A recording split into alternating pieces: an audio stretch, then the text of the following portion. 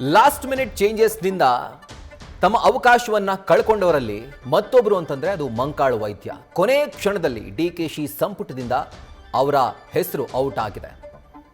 High command Mankalu ವೈದ್ಯ ಅವರಿಗೆ ಕೋಕನ್ನ ಕೊಟ್ಟು SS ಮಲ್ಲಿಕಾರ್ಜುನ್ ಅವರಿಗೆ ಸಚಿವ ಸ್ಥಾನವನ್ನ ಕಲ್ಪಿಸಿದೆ.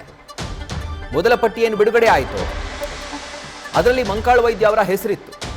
ಆದರೆ ಕೊನೆ ಕ್ಷಣದಲ್ಲಿ ಅವರ ಹೆಸರನ್ನ ಹೈಕಮಾಂಡ್ ಕೈಬಿಟ್ಟಿದೆ. ಅವರ ಹೆಸರನ್ನ ಕೈಬಿಟ್ಟು ಮಧ್ಯ ಕರ್ನಾಟಕದ ಪ್ರಭಾವಿ ಲಿಂಗಾಯತ ನಾಯಕರಾದಂತಹ SS ಮಲ್ಲಿಕಾರ್ಜುನ್ಗೆ ಹೈಕಮಾಂಡ್ ಮಣೆ ಹಾಕಿದೆ. ಈ ಬಗ್ಗೆ ಮುಖ್ಯಮಂತ್ರಿ ಅವರನ್ನ ಖುದ್ದಾಗಿ ಭೇಟಿ ಮಾಡಿ ಮಂಕಾಳು ವೈದ್ಯ ಅವರು ಚರ್ಚೆ ಮಾಡಿದ್ದಾರೆ. ಆದರೆ ಅಷ್ಟು ಭೇಟಿ ಮಾಡಿ ಯತ್ನ ಪಟ್ಟರೂ ಕೂಡ, ಪ್ರಯತ್ನ ಮಾಡಿದ್ರು ಮಂತ್ರಿ ಪಟ್ಟವನ್ನು ಗಿಟ್ಟಿಸಿಕೊಳ್ಳುವಲ್ಲಿ ಅವರು ವಿಫಲರಾಗಿದ್ದಾರೆ. ಅವರ ಹೆಸರು ಕೂಡ ಹೈಕಮಾಂಡ್ ಏನು ಪಟ್ಟಿಯನ್ನು ಕಳಿಸ್ಕೊಟ್ಟಿತ್ತು, ಅಧಿಕೃತವಾದಂತಹ ಪಟ್ಟಿ, ಆ ಪಟ್ಟಿಯಲ್ಲಿ ಹೆಸರಿತ್ತು. ಆದರೆ ಕೊನೆ ಕ್ಷಣದಲ್ಲಿ ಅವರಿಗೆ ಚಾನ್ಸ್ ಮಿಸ್ ಆಯಿತು. ಲಕ್ SS ಮಲ್ಲಿಕಾರ್ಜುನ್ ಅವರ ಕೈ ಹಿಡಿಯಿತು. ಹೈಕಮಾಂಡ್ SS ಮಲ್ಲಿಕಾರ್ಜುನ್ ಅವರಿಗೆ ಮಣೆ ಹಾಕಿದೆ.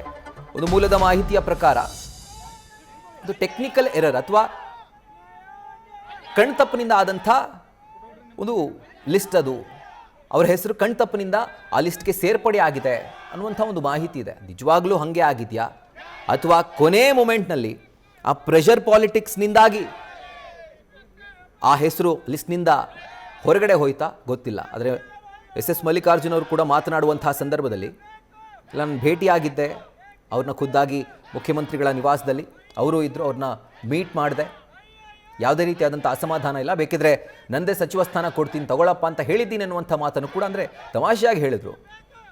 ಬಟ್ ಎಲ್ಲೋ ಒಂದು ಕಡೆ SS ಮಲ್ಲಿಕಾರ್ಜುನ್ ಅವರಿಗೆ ಮಣೆ ಹಾಕುವಂಥ ನಿಟ್ಟಿನಲ್ಲಿ ಮಂಕಾಳು ವೈದ್ಯ ಅವರಿಗೆ ಕೋಕ್ ಕೊಡ್ತಾ ಹೈಕಮಾಂಡ್, ಈ ಒಂದು ಪ್ರಶ್ನೆ ಈಗಲೂ ಕೂಡ ಹಾಗೇ ಇದೆ.